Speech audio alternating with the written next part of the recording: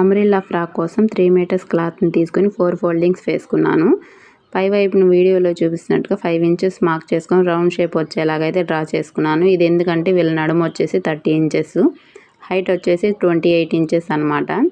ఖర్చుల కోసం 1 ఇంచ్ కలిపేసి 29కి అయితే మార్క్ చేసేసుకున్నాను. రౌండ్ షేప్ రావాలని పైన మా కార్నర్ ఉంది కదా, అక్కడ నుంచి అయితే మార్క్ చేసేసుకోవాలి. అక్కడ నుంచి కానీ మార్క్ చేసుకున్నామంటే రౌండ్ షేప్ అనేది చాలా పర్ఫెక్ట్గా అయితే వస్తుంది.